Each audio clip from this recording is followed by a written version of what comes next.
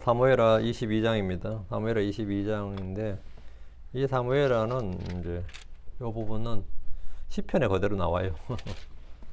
시편하고 중복되는데 사무엘하 22장 1절에서 6절입니다.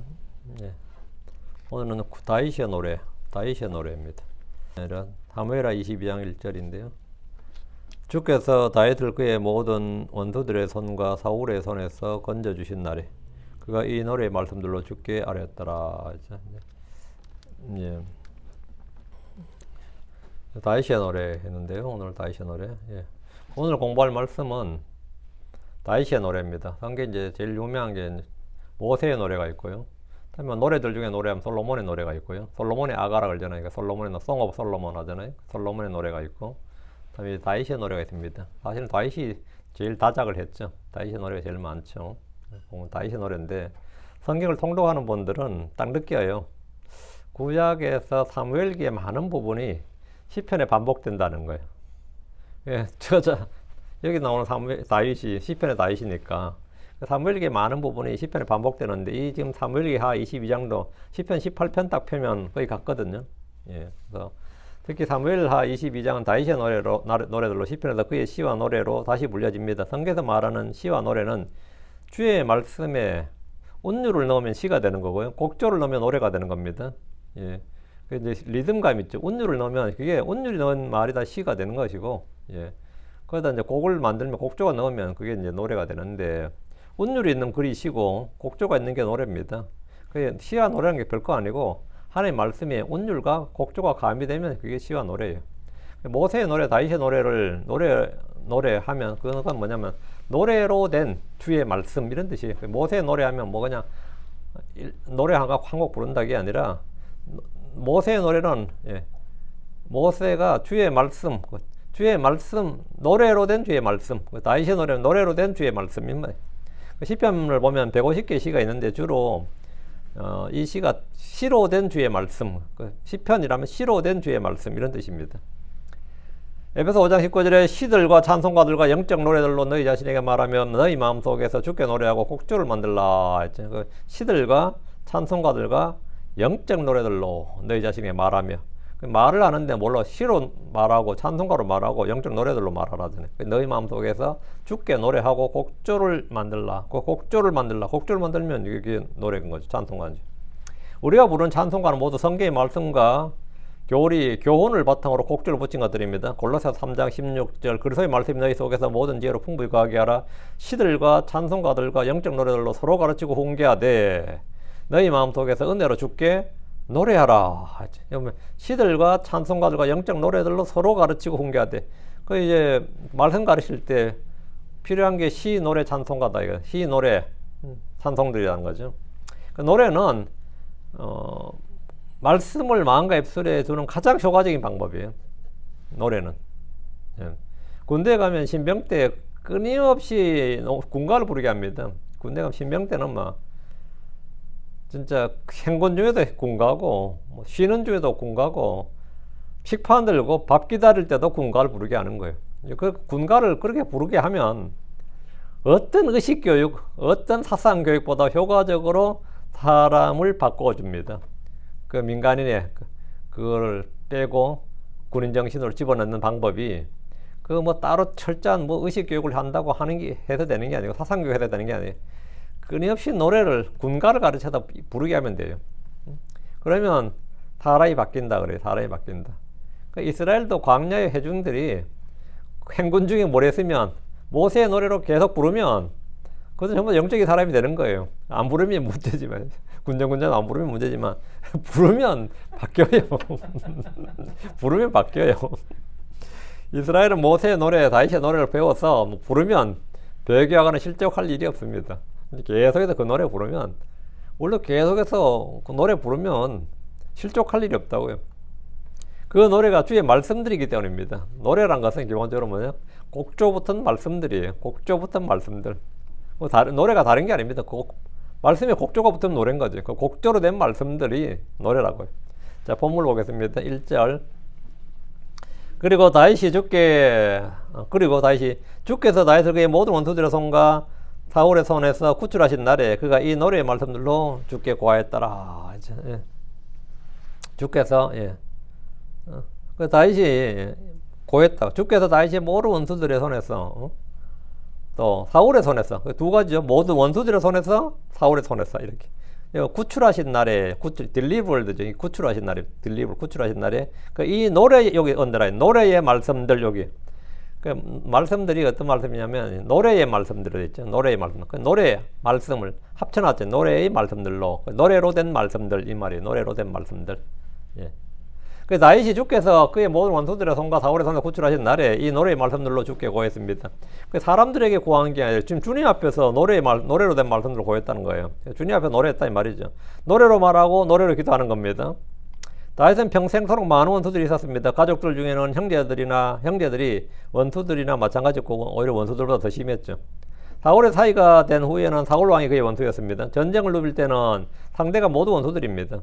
전장을 누빌 때는 다윗은 하나님의 기름 부음 받은 사람이고 주의 마음에 맞는 사람이었습니다. 하나님 마음에 맞는 사람은 사람들의 마음에 맞지 않습니다. 많은 사람들이 그 이야기에 나도 다윗처럼 하나님의 마음을 시원케 하고 하나님의 마음에 합한 사람, 하나님의 마음을 기쁘게 시게 하는 사람, 하나님 인정하는 그런 하나님의 마음에 맞는 사람이 되고 싶다 이런 소원을 말하는데 그건 진짜 고난과 현극의 길이에요. 하나님의 마음에 맞는 사람은 사람의 마음에 맞지 않습니다. 많은 이들이 다윗을 미워하고 죽이려 했습니다. 사람이 주님과 가까워지면 가까워질수록 마귀도 가까이 온다는 말이 있습니다. 사람이 영적이 되면 될수록 육신적인 성도들과는 원수가 됩니다. 성령과 육신은 서로 싸우고 서로 원수지간이기 때문입니다. 여기서 다윗은 원수들과 더불어 사울을 언급했는데 다윗은 사울을 미워하지 않았지만 사울에게 크게 고난을 받았습니다. 사울은 다른 어떤 적보다 더 악의적이고 강력했습니다. 하나님께서 사랑하시는 자들이 세상이 자신들을 미워한다고 해서 놀라지 마십시오. 우리 주께서 요한복음 15장 18절 19절에 만일 세상이 너희를 미워하면 그것이 너희를 미워하기 전에 나를 미워한 줄 너희가 아느니라. 만일 너희가 세상에 속하였으면 세상이 그 소유를 사랑하였으리라. 그러나 너희가 세상에 속하지 아니하고 도리어 내가 세상에서 너희를 택하였느니라. 그러므로 세상이 너희를 미워하느니라. 왜 세상이 우리를 미워하느냐? 우리 주님의 진단, 주님의 말씀에 따르면 내가 너희를 택하였고 내가 너희를 택하였기 때문에 이거죠. 내가 너희를 택하였기 때문에 세상이 우리를 미워한다고 해서 두려워할 것이 전혀 없습니다. 주께서 다윗을 구출하셨듯이 우리를 지키시고 구출하시기 때문입니다. 다윗은 그가 구출받은 경험들을 증언하기 위해서 이 노래의 말씀들로 주께 고했습니다. 다윗은 자신의 즐거움을 위해 노래한 것이 아닙니다. 자신의 즐거움, 유익, 쾌락을 위해 노래한 게 아니고 주님이 행하신 일들을 증언하기 위해서 고백하기 위해서 이 노래를 한 겁니다. 주변 사람들의 교훈을 위해서 단순히 그들에게 말한 것도 아닙니다. 그는 주께 이 노래의 말씀들로 말했습니다. 그는 고난 중에 주께 부르짖었고 평안의 날에 주께 감사와 찬양의 노래를 말했습니다. 이것은 다윗이 주께 드린 영적 희생물입니다. 고난의 때는 기도하고 평안의 때는 찬양을 하는다 이 말이죠. 2절입니다. 그리고 그가 말하였더라. 주는 나의 반석이시오 나 요새시오 또 나의 구출자시니. 여기 하나하나 주는 누구시다. 이거 주는 뭐다? 나의 무엇이다. 주는 나의 무엇이다. 자, 주는 나의 누구시다. 지금 이거예요. 다윗이 노래의 말씀들로 말했는데 다윗은 먼저 주님이 자신에게 무엇이고 누구이신지를 지금 노래하는 겁니다. 주님 나에게 뭐라고? 무엇이고 나의 무엇인지 나의 누구이신지 이거. 이분은 나의 엄마다. 있지만 이 나의 엄마는 나에게 나의 든든한 후원자다. 나의 든든한 반석이다. 나의 지지자다. 이런 거 할 수 있잖아요. 나의 엄마는 나에게 뭐냐? 그러면 엄마는 엄마지, 아빠는 아빠지, 선생님이지만 그 선생님인 정도가 아니라 나의 정신적 지주다. 이런 거 있잖아요. 그럼 하나님은 나의 하나님이야. 근데 나의 반석이고 나의 요새시고 나의 구출자시다 이랬는데 주는 나의 반석이시오 또 나의 요새시오 또 나의 구출자시니 하는데 한국 사람에게 아빠는 나의 반석이시오 이러면 아니면 이분은 나의 반석이다 이러면 그게 팍 와닿는 시적 언어 아니면 노래인지는 잘 모르겠어요. 한국 사람에게는 우리가 이 집을 반석 위에 세웠다. 내가 이 집의 장남으로서 이 집을 내가 든든한 반석 위에 세운다. 이 나라를 반석 위에 세우겠다. 이러면 요즘 쓰는 말이긴 한데 그건 굉장히 성경적 저거였고요. 한국 사람이 그렇게 쓰는 말은 아니에요. 평소에. 근데 성경에서는 굉장히 자주 나오죠. 성경에서 주 하나님을 반석이라 한 것은 견고하고 흔들리지 않는 바위나 큰 돌을 빗대 표현한 것으로 하나님의 불변성, 보호와 안정성을 말합니다. 그 유대 사회에서 이집트 사람도 마찬가지고요. 이 가나안 땅이나 뭐 중동 사회에서 모래가 많죠. 모래는 바람 불면 변하는 게 사막의 지형이란 건 지형이 없어요. 바람 불면 바뀌는 게 지형이지. 그 모래란 건 그런 거죠. 바람 불면 따라서 바뀌는 게 지형이라고. 근데 그 모래 사막에서 변하지 않는 하나가 뭐죠? 바뀌지 않는 게 아무리 지형이 변해도 뭐 하나 때문에 거기가 거기인 줄 아는 거야. 그게 바위예요. 그게 반석이라고. 다 변하는데 변하지 않는 것 하나 딱 있는 게 뭐냐? 그게 그 지역에서 있는 게 뭐냐면 반석이라고. 그 반석이 모든 것에 뭐가 좌표가 되는 거죠. 그러니까 그 땅은 좌표가 못 돼. 사막에서 광야에서 땅은 좌표가 못 돼요. 그 반석이 좌표가 된 거예요. 그래서 성경에서 그 돌무더기를 쌓았더라든지 뭘 했다는 돌이 자꾸 나오는 게 왜 그러냐면 돌만이 뭐가 되는 거죠? 뭐가 돼요? 좌표가 되는 거죠.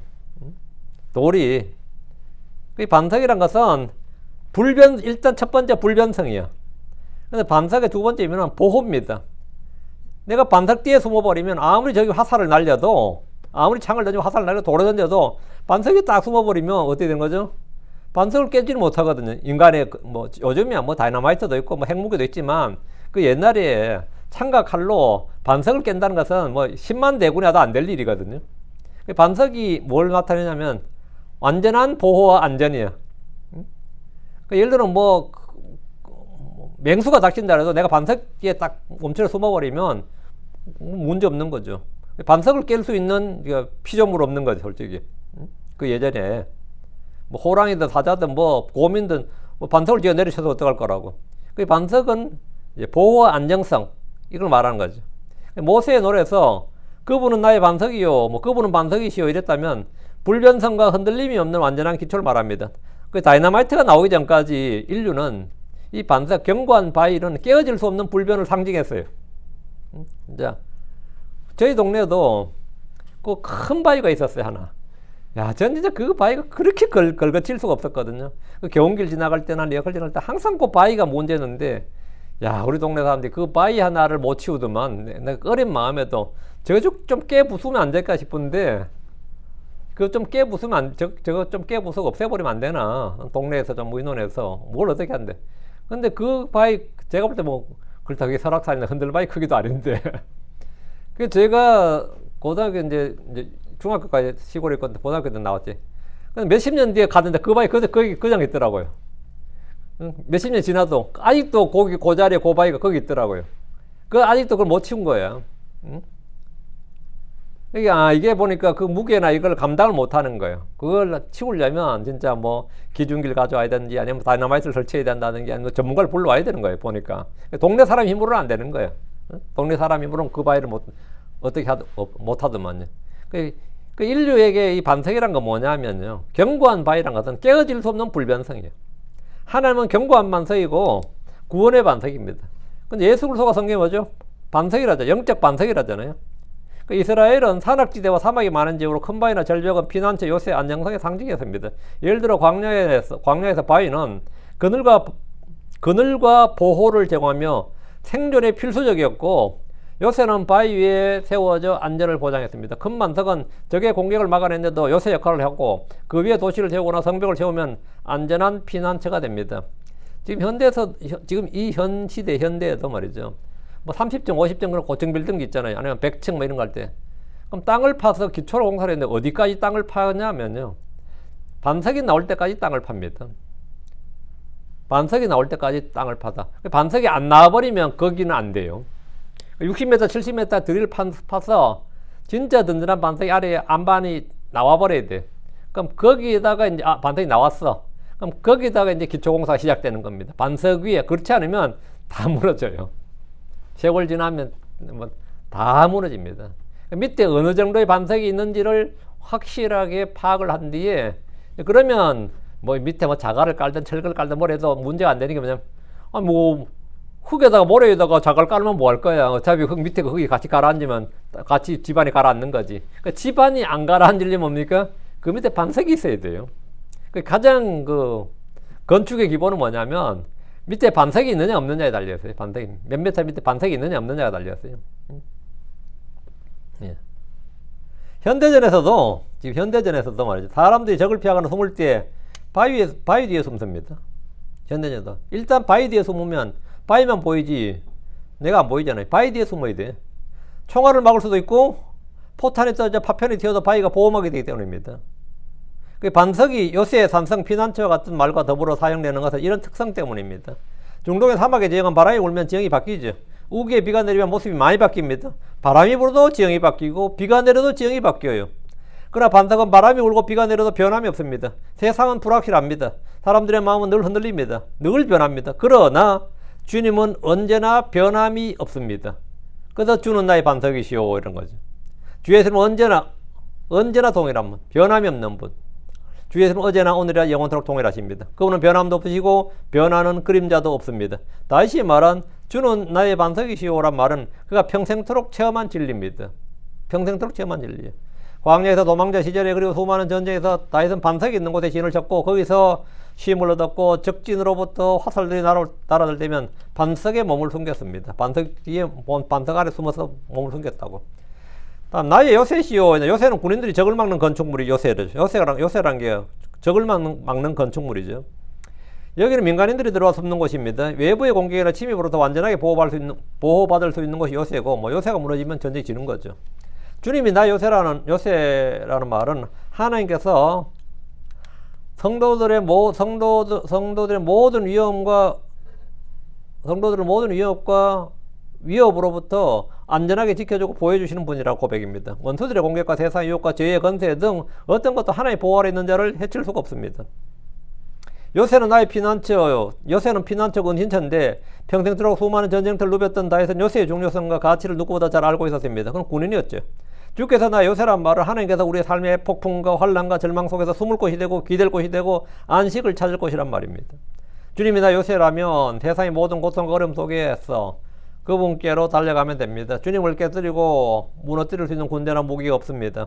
시편 144편 2절에 나의 선함이시오 나의 요새시오 나의 높은 망대시오 나의 구출자시오 나의 방패이신 그분을 내가 신뢰하나이다. 그분께서 내 백성을 내 아래에 복종케 하시는도다 합니다. 이게 뭐냐 나의 요새시오. 주님이 나의 요새다. 이거. 주님 안에 들어가서 있으면 안전한 거죠. 다음 또 나의 구출자시니 하나님 나의 구원자고 구조자고 구출자인데 구출이란 것은 이제 군사 용어입니다. 군이나 경찰에서 포로를 뭐하죠? 포로 구출 작전이라고 그러죠. 또는 인질 구출 작전 이런 표현 쓰죠. 구출 작전 그럽니다. 구원 작전 그러지 않고 구출 작전 그래요. 포로 구원 작전 이렇게 말하지 않습니다. 구출한다고 그러죠. 구출은 적을 치거나 제압한 후에 건져내는 것. 그게 구출이에요. 적을 치거나 제압한 후에 건져내는 것. 하여튼 적진에 들어가서 데려 나오는 게 구출이죠. 사탄의 결박과 죄의 사슬과 마귀의 올무 등 적으로부터 건지는 것이 구출입니다. 반면 등산객이 산에서 고립되거나 길을 잃어버릴 때는 구조한다 그러죠. 강이나 바다에 빠진 사람들 건져낼 때도 구조팀이라고 그러죠. 구출팀이라고 하지 않고 구조팀이라고 하죠. 강이나 바다를 때려 부술 수는 없잖아요. 그러니까 구조팀이라고 그러죠. 소방대원들이 화재 현장에 있는 사람들을 건져낸 것도 구조 현장이라고 그럽니다. 여기서 쳐야 할 적이었기 때문에 건져내기만 하면 되는 것이 구조입니다. 불 가운데 있는 사람을 건질 때는 무사히 안전하게 구출했다고도 합니다. 불을 끄고 건져내야 돼. 그러면 그건 구출이에요. 불을 끄고 화재를 진압하면서 하면 그건 구출이죠. 불과 싸워서 화재를 진압하면서 구조하면 그게 구출이고, 불을 끄지 않고 그 사람을 신속히 건져내면 그건 구조가 되는 거죠. 연기가 막 사는데 사람을 밖으로 창문 나온 사람을 매트리스에 떨어뜨렸다든지 그러면 그건 구조라고 그러죠. 물론 어떤 때는 혼용해서 쓰기도 하지만 일반적으로 그렇습니다. 우리 주께서는 우리를 구원하시고 구조하시고 구출하신다 이거예요. 우리를 구원하시고 구조하시고 구출하신다. 모두 다 합입니다. 다윗은 주께서 나의 구출자라고 했는데 이 말은 뭐냐면 적을 때려 부수면서 나를 건져냈다 이 말입니다. 다윗은 적진 가운데 들 때 아니면 위험 가운데 들 때 적을 때려 부수면서 적을 진압하면서 아니면 거기서 나를 건져냈다. 그러니까 주께서는 다윗의 원수들을 치시고 승리를 주시면서 그를 건져냈기 때문에 나의 구출자라고 그랬대. 다윗은 위기에서 벗어나는 탈출을 한 게 아니라 아니면 도망을 친 게 아니라 벗어나는 탈출이 아니라 적을 이기면서 승리하면서 고난을 벗어났는데 이것이 구출입니다. 그러니까 주는 나의 구출자시다. 주는 나의 구출자. 그 말은 뭐냐면 내가 승리자가 되고 정복자가 되게 하셨다 이 말입니다. 그러니까 나는 포위되어서 완전 망한 줄 알았는데 사실은 그 사건이 오히려 나에게 승리를 줬다. 내가 승리자를 되게 하겠다. 그게 구출자시다. 3절입니다. 나의 반석이신 하나님, 그분을 내가 신뢰하리이다. 그분은 나의 방패시요 또 나의 구원의 뿌리시요 나의 높은 망대시요 또 나의 피난처시요 나의 구원자시로다. 주께서 나를 폭력으로부터 구원하시나이다. 이것도 2절과 똑같아요. 다시 신앙 고백이죠. 주님은 누구시다? 어떤 분이시다 이거예요. 무엇이다 이거예요. 그가 사는 모든 날들 동안 체험한 주 하나님에 관한 믿음의 사랑 고백이고 체험이고 증언이고 찬양입니다. 나의 반석이신 하나님, 그분을 내가 신뢰하나이다. 신뢰하리이다. 신뢰하리이다. 이거 will 이 말이야. I will trust. will 이거 의지죠. 이거는 결단이라고요. 나는 주님을 신뢰하겠다. 내가 의지로 자유의지는 이렇게 쓰는 겁니다. 나는 주를 신뢰하리이다. 이렇게. 이것은 나에게 선한 의지고 결단입니다. 성도들에게 필요한 것이 선한 소원과 선한 의지입니다. 홀로 광야를 걸을 때는 독수리도 나를 노릴 수 있고 야수들도 나를 공격할 수 있습니다. 왜냐면 혼자니까. 나를 쫓는 원수들도 멀리서 나를 볼 수 있습니다. 그러나 반석이 있으면 거기에 몸을 숨길 수 있고 아무도 나를 보지 못합니다. 맹수도 반석 아래 숨어있는 사람을 공격하지 못합니다. 반석은 그 자체로 방패고 요새의 피난처입니다. 성도들에게 주 하나님이 바로 그런 반석입니다. 광야에서 이스라엘은 그들의 반석으로부터 음료를 마셨습니다.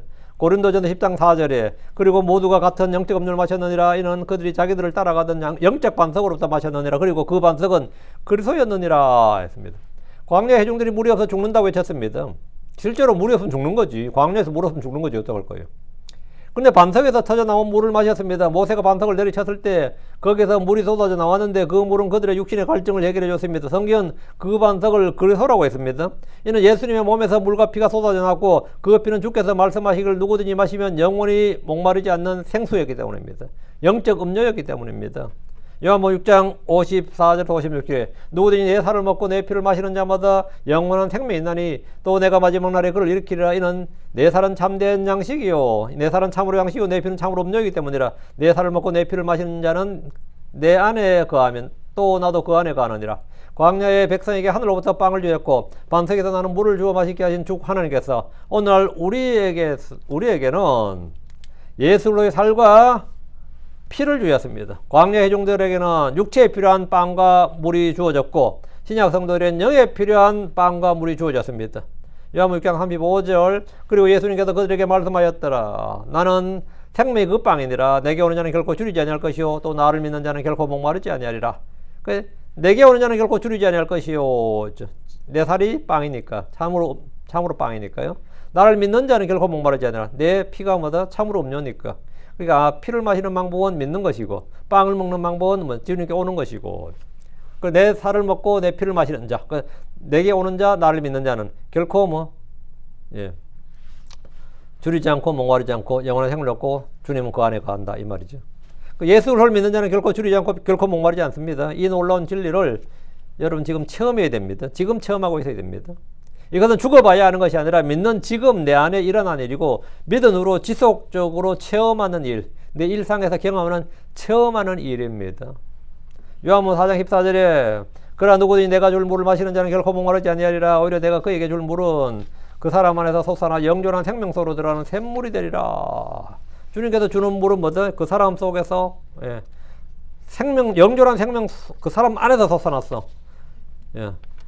영존하는 생명소로 들어간 샘물이 된다 했는데 주께서 우리에게 주실 물은 주님 자신의 피고 생명입니다. 주께서 주신 물을 마시는 자는 더 이상 새로운 종교를 갖지 않고 뭔가 새로운 종교를 찾지 않습니다.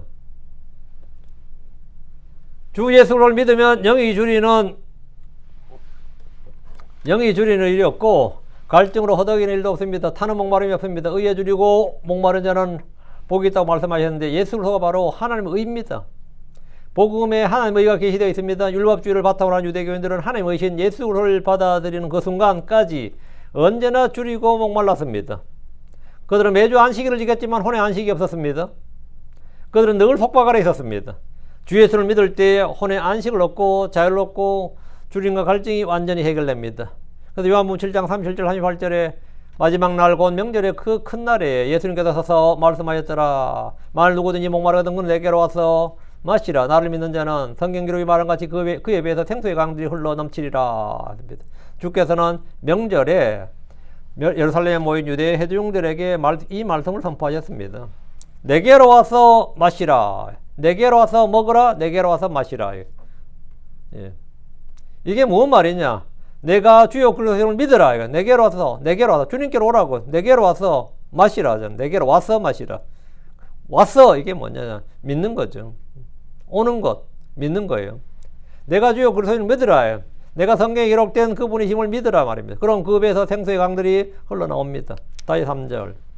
그분은 나의 방패시요 또 나의 구원의 뿌리시요 또 나의 높은 망대시요 또 나의 피난처시요 나의 구원자시로다. 주께서 나를 폭력으로부터 구원하시나이다. 다윗은 주님이 어떤 분이신지 노래로 읊고 있습니다. 그는 전사가 되기 전에 목동이었고 시와 노래와 연주에 능한 사람이었습니다.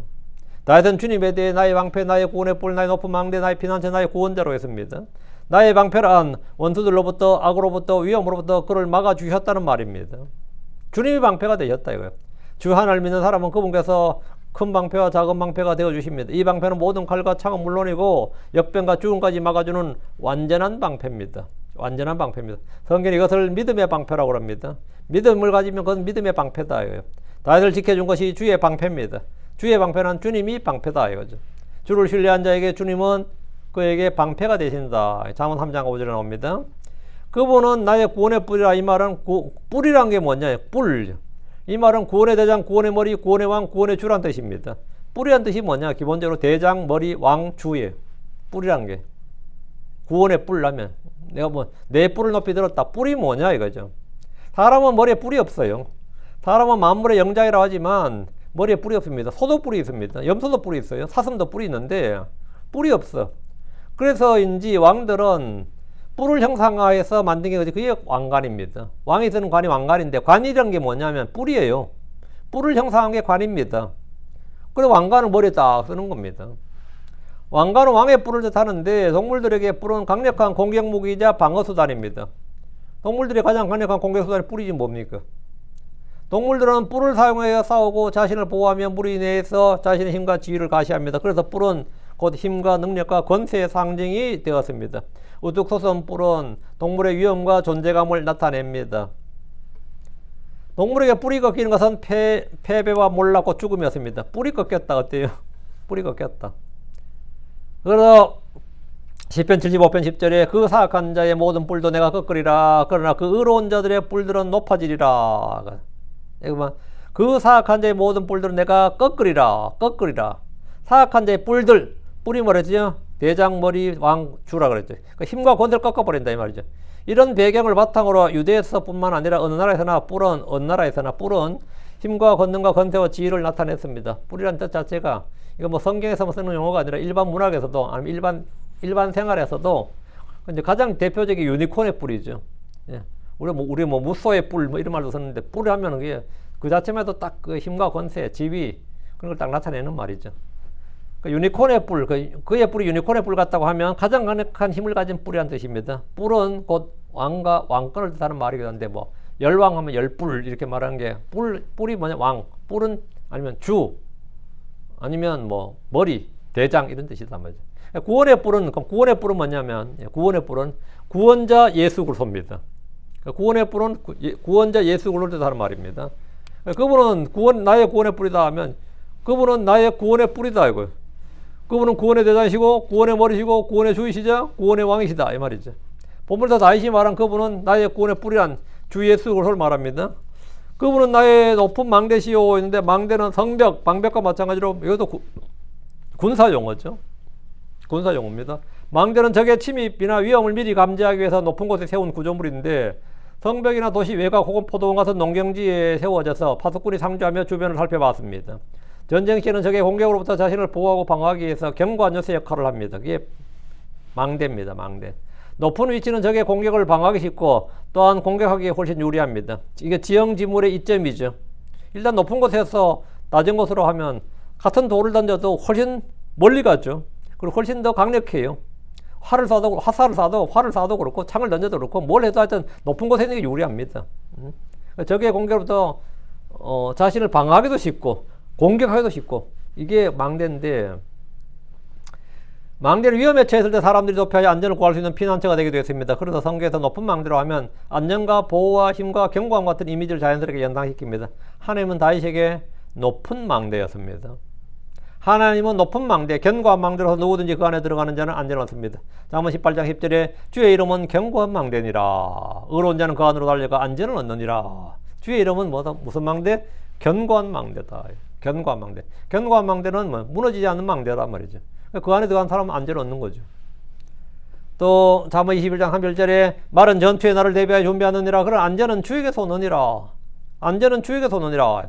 우리는 마지막 때 위험한 날들에 살고 있습니다. 그래서 사람들은 누구보다 좀 안전을 갈구합니다. 그래서 안전지역, 안전지대, 안전가옥, 안전, 좀 더 안전한 곳. 그 동네를 가도 뭡니까? 범죄가 좀 적은 동네. 그 안전한 곳에 살고 싶어 합니다. 안전한 곳에 살고 싶어요. 더 안전한 동네, 안전한 도시로 이사를 하고 싶어요. 안전을 위해서 많은 돈을 투자합니다. 그래도 그러나도 가장 중요한 것은 주님이 지키지 않으시면 사람의 수고가 헛될 뿐입니다. 주님이 지키지 않으시면 사람의 수고가 헛될 뿐이다. 다시 3절. 그분은 나의 구원자시로다. 주께서 나를 폭력으로부터 구원하시나이다. 2절에서는 구출자라 했고 여기서는 구원자라고 합니다. 구원자, 구출자, 구조자는 모두 주 하나님을 걷는 말인데 여기서 구원은 죄로부터 구원, 혼의 구원이 아니라 죄로부터 구원이나 혼의 구원이 아니라 폭력으로부터 구원입니다. 폭력으로부터 구원. 전쟁은 인간의 폭력이 극단적으로 표출된 게 전쟁이에요. 전쟁에서는 폭력이 뭡니까? 일상화되고 합리화되고 정당화되는 게 전쟁이죠. 사람들은 늘 평화를 말하지만 평화를 위해서는 항상 전쟁을 준비하고 언제든 전쟁을 할 수 있는 힘을 갖춰야 됩니다. 힘이 없으면 평화가 유지되지 않기 때문입니다. 그래서 나라마다 군비를 증강시키며 군비 경쟁을 합니다. 요즘 EU가 지금 트럼프 요구에 따라서 GDP 5%를 군비 증강하라 했거든요. 그 미국이 지시를 하는 거예요. 명령하는 겁니다. 5%. GDP 5%면요. 미국이 지금 천조국가라 그러죠. EU가 5% 하면 1,400조 정도 됩니다. 미국의 군비를 능가하는 거예요. 미국의 군비를 능가한다. 이거 엄청난 겁니다. 그 말은 뭐냐면 러시아 GDP 50% 이상이 EU의 러시아는 이제 상대가 안 되는 겁니다. 만약 진짜 이거는 완전 러시아를 완전히 겁박하는 거나 같아요. 우리가 5% 쓰겠다 이 말은 러시아는 거기 힘 균형을 맞추려면 EU와 균형 맞추려면 러시아 경제 50%를 군비에 때려박아야 균형이 되니까 그럼 나라 망하는 거죠. 그럼 왜 그렇게 군비를 왜 그렇게 증강시키고 군비 경제를 왜 하느냐 이거죠. 그래야 평화가 유지된다는 거지. 그렇게 안 하니까 평화가 안 되더라 이거죠. 이론적으로 우리 생각해 볼 때 군비에 쓸 돈을 경제개발이나 교육이나 다른 곳에 쓰면 얼마나 좋을까. 그 의료나 아니면 뭐 기술개발에 이때 쓰면 인류가 얼마나 좋을까 생각하지만 전쟁할 준비가 되어 있지 않으면 폭력을 당하고 종이 됩니다. 주 하나님 나의 구원자 폭력으로부터 날 구원하시는 분입니다. 가정폭력이든 학교폭력이든 회사 내 폭력이든 도둑질이나 강도들의 폭력이든 시위대의 폭력이든 언어폭력이든 우리를 위협하는 모든 폭력으로부터 나를 구원하시는 구원자는 주 하나님이십니다. 이거 굉장한 말이에요. 지금 이게 주께서 나를 폭력으로부터 구원하시나이다. 이거 정말 이건 이제 지금 오늘 우리 사는 우리들에게도 이건 진짜 엄청난 위로의 말씀이에요. 주 예수로서는 우리의 화평이십니다. 주 예수님 우리의 화평이에요. 에베소 2장 14절에 나왔죠. 이는 그분께서 우리의 화평이시기 때문이라. 에베소 2장 4절 같은데 2장 14절 맞겠다. 이는 그분께서 우리의 화평이시기 때문이라 했습니다. 예수를 통해서 우리는 완전한 평강, 안전을 누릴 수 있습니다. 지금 폭력에 노출되어 있습니까? 그럼 어떻게 된다? 주를 찾고 부르십시오. 그밖에 없어요. 주를 찾고 불러야 된다고. 주를 찾고 불러야 된다.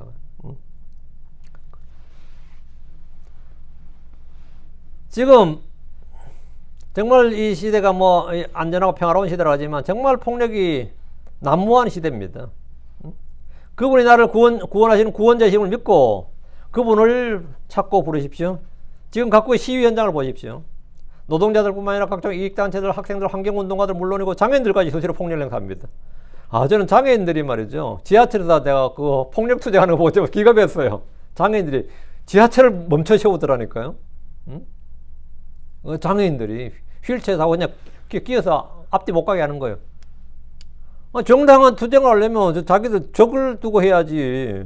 일반 시민들 상대로 항의를 하는 거예요, 한마디로. 그 사실은 그것도 뭐 폭력입니다, 실은. 가정폭력도 다반사예요, 실은. 가정폭력도 집집마다 다반사입니다. 이런 때 우리는 경찰을 잡고 법원을 찾아서 문제를 해결하려 하지만 근본적으로 우리를 폭력으로도 구원해 주시는 주님을 구하고 부르고 찾는 것이 훨씬 더 안전하고 신속하고 확실합니다. 4절입니다. 내가 주를 부르니 그분은 찬양받기 합당하신 분이시로다. 이로써 내가 내 원수들로부터 구원을 받으리라. 내가 뭐라? 주를 부르리니. 이것도 I will이거든요. 내가 주를 부르리니 했죠. 내가 주를 신뢰하리니 이것도 뭐냐? I will이에요. I will 할 때 will은 뭐냐? 의지예요. 결단이라고. 내가 주를 부르겠다 이 말이에요. 내가 주를 부르리라 이거. 내가 주를 부르리니 그분은 찬양받기 합당하신 분이로다. 이로써 내가 내 원수들로부터 구원을 받으리라. 우리가 이 폭력으로도 구원이든 무슨 구원이 나는 거야.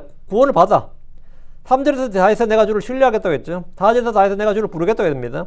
주를 신뢰하는 것은 믿음이고 주를 부르겠다는 것은 기도죠. 그 믿음과 기도로 하잖아요.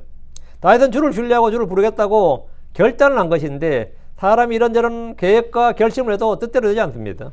그러나 나의 구출자요 구원자신 주 하나님을 신뢰하겠다 부르겠다는 것은 선한 의지고 선한 결단입니다. 성도들의 자유의지는 주를 향해서 이렇게 표출되어야 됩니다.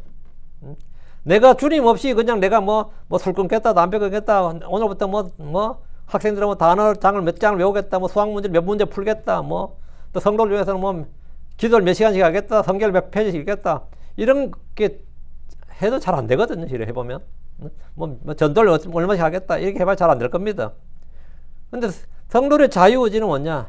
나의 연약함과 내가 그걸 할 수 없는 그런 사람을 알지만, 주를 위해 뭔가를 하겠다는 선한 소원과 의지가 있다면 이 결단을 하고 행하면 됩니다. 주께서 그 일을 할 수 있는 힘과 지혜를 공급해 주실 겁니다. 그분은 찬양 받으시기 합당하신 분이시로다 했죠. 주님은 찬양을 받으시기 합당하신, 충분히 가치가 있는 분이다 했죠. 존귀와 영광을 받으시기 합당하신 분입니다. 경배를 받으시기 합당하신 분입니다. 이 말은 주님은 그런 가치가 있는데 다른 누군가는 뭡니까? 찬양이나 영광이나 존귀나 이런 걸 받으시기 합당하지 않다 이 말이죠. 그런 가치가 없다고요. 이 말은 주위에 누구도 무엇도 존귀와 영광과 찬양과 경배를 받을 수 없고 받아서도 안 된다는 의미입니다. 계시록 11절에 당신은 오 주여 영광과 존귀와 권능을 받기 합당하시나이다. 이는 당신께서 모든 걸 창조하셨으며 또 당신의 기쁨을 위해서 그것들이 존재하며 창조되었기 때문입니다. 계시록 5장 12절 큰 음성으로 말하기를 죽임을 당하신 어린 양께서 권능과 부와 지혜와 힘과 존귀와 영광과 찬미를 받기에 합당하시도다. 하늘에서나 땅에서나 주님 한 분 외에 우리가 사모할 자가 없고 존귀와 영광을 돌리며 경배할 뿐이 없습니다. 주님은 찬양을 받기에 합당하신 분이죠. 늘 주님께 감사와 찬양을 드립시오. 다 이로써 중요한 말 이로써 내가 내 원수들로부터 구원을 받으리라. 이로써 내가 내 원수들로부터 구원을 내가 주를 신뢰하고 주께 기도할 때 말이죠. 이로써 내가 내 원수들로부터 주를 부르고 찬양을 받기 합당하다 그러잖아요. 주를 부르고 주께 찬양을 하면 이로써 내가 구원을 받는다. 주를 신뢰하고 그분을 부른 열매의 결과가 구원입니다. 다윗이 주를 부르고 주를 신뢰하고 주를 찬양했을 때 주께서는 그를 구출하셨고 구원하셨습니다. 다윗은 폭력으로부터 원수들로부터 구원을 받았습니다. 구출받았어요. 다윗을 멸하려고 노린 자들이 많았지만 아무도 성공하지 못했습니다. 장인인 사울 왕은 몇 번이나 그를 죽이려고 시도했습니다. 군대를 동원했어요. 왕이 된 후에는 아들 압살롬마저 아버지 다윗의 왕자를 찬탈하고 죽이려고 했습니다.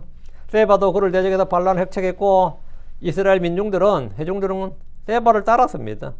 필리스틴을 비롯한 주변 외적들은 더 말할 필요도 없습니다. 다윗은 그런 수많은 원수들로부터 구원받았습니다. 이런 과거에도 현재에도 앞으로도 마찬가지입니다. 고린도후서 1장 10절에 그분께서 이같이 큰 사망에서 우리를 구출하셨고 구출하고 계시며 또 여전히 구출하시리니 그분을 우리가 신뢰하노라. 우리를 구출하셨고 과거죠. 구출하고 계시며 현재죠. 여전히 구출하시리니 미래정이죠. 그 과거, 현재, 미래 주님은 우리를 구출하셨고 구출하고 계시며 또 여전히 구출하시리니 그분을 우리가 신뢰하노라. 그 구출자를 우리가 신뢰하노라 말이죠. 5절 사마의 물결이 나를 둘러싸고 경건치 아니한 사람들의 홍수가 나를 두렵게 하였도다. 이것은 다윗의 경험입니다. 그는 어릴 때부터 사마의 물결에 둘러싸였습니다. 집에서 막내였던 그는 형제들과 달리 들에서 홀로 양을 쳤고 양을 친다는 게 평안하고 꿀 빠는 보직이 아니란 말이죠. 양을 쳐보면 알겠지만요. 그만큼 고된 작업이 없습니다.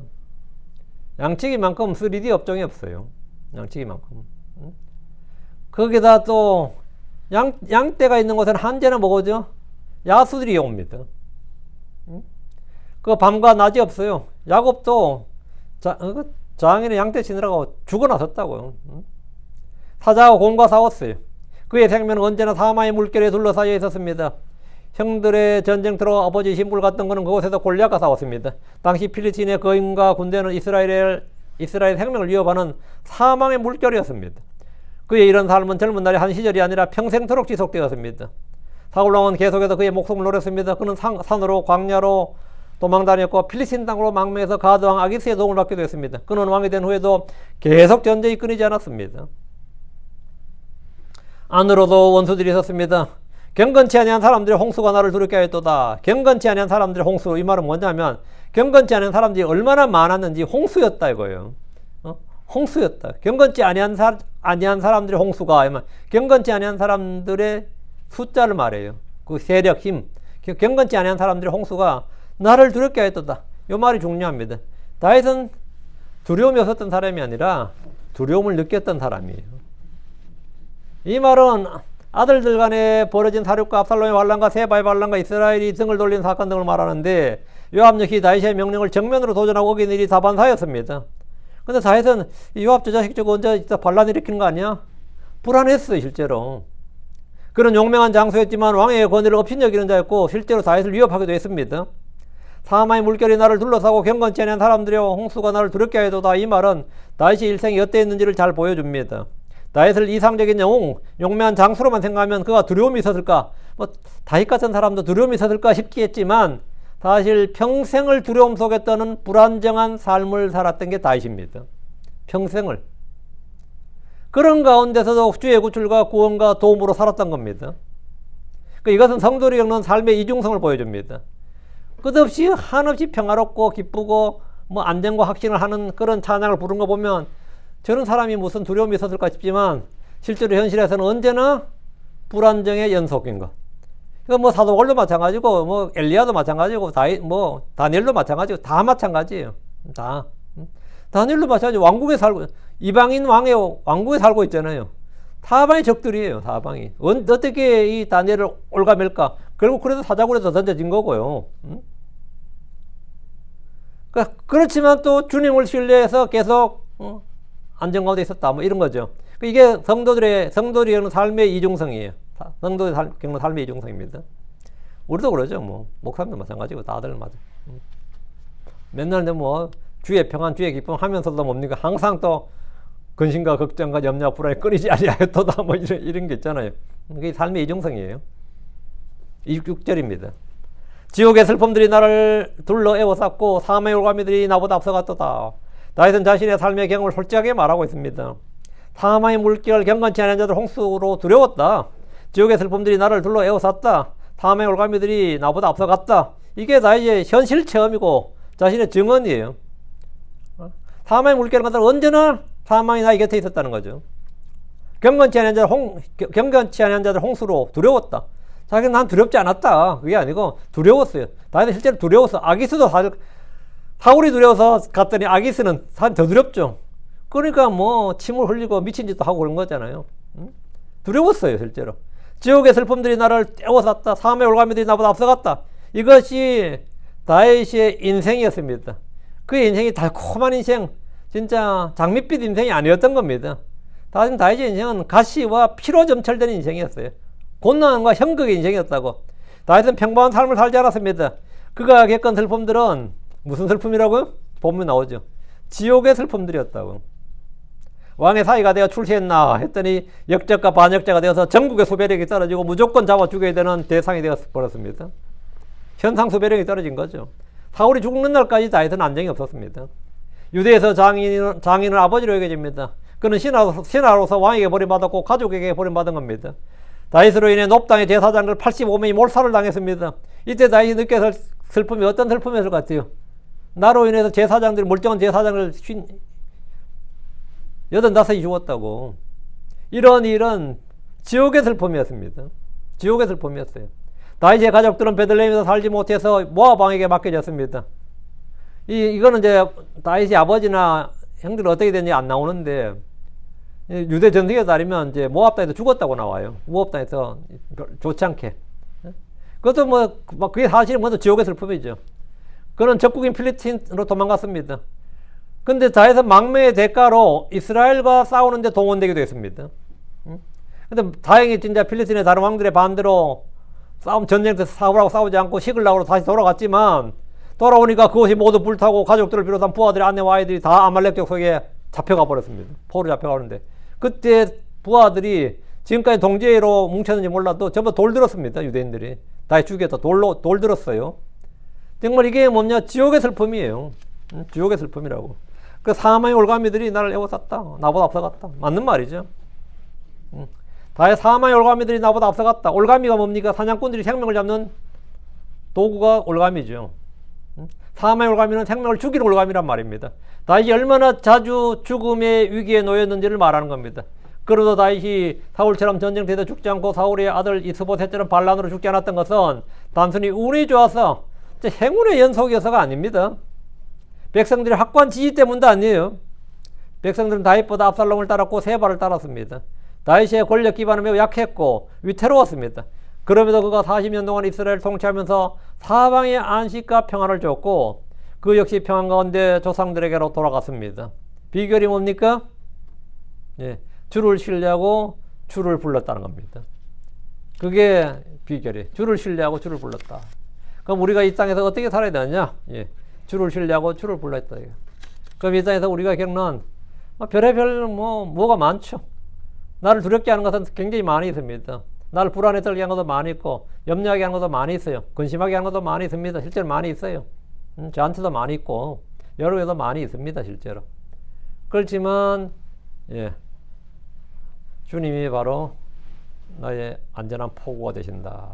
주님께서 나의 견고한 망대가 되신다. 피난처 반석이 되신다. 구원의 반석이 되신다. 이런 게 여기 나오는 말씀이 전부 다 아멘이 되는 거죠. 그러면 여러분이 말씀을 아멘으로 받으면 그 말씀대로 되는 겁니다. 그래서 지금 어려움에 놓인 모든 일들이 주님 은혜로 해결될 줄로 믿습니다. 주님이 왜 구출자시기 때문이죠. 우리의 구출자시기 때문이죠. 그래서 기도합시다. 이자식으로 주 하나님 감사합니다. 하나님 계산해 주셔서 오늘 주의 말씀을 선포했는데 선포된 모든 말씀들이 성도들에게 잘 전달되게 하시고 듣는 모든 분들이 말씀을 잘 받아서 또 아버지는 이 말씀들이 참 나의 간증이 되고, 다윗의 간증이 나의 간증이 되고, 다윗의 체험이 나의 체험이 되고, 아버지 저에게도 참 주님을 찬양함이 끊임없이 이어지도록 해주시옵소서. 제 꾸준히 말씀에 거하게 하시고 참 밤낮으로 쉬지 않고 기도하는 성도를 되도록 해주시옵소서. 저희가 이것저것 하겠다 결심해도 하지 못하는 것들이 많지만 아버지 제가 주를 신뢰하리라, 주를 부르리라, 주를 찾으리라, 이런 주님 앞에 이런 이 자유의지를, 선한 의지를, 이 결단을 할 때 주님께서 저희를 도우셨어. 아버지 하나님 정말 주님께서 저희를 어떻게 돕는지를 잘 보게 하여 주시옵소서. 아버지, 그리고 저희도 다윗처럼 이런 노래로, 이런 시로, 찬양으로 주님께 노래할 수 있도록, 또 고백할 수 있도록 해주시고 선한 증언들을 남길 수 있도록 해주시옵소서. 복을 주십시오. 감사드립니다. 주의 승리도 합니다. 아멘.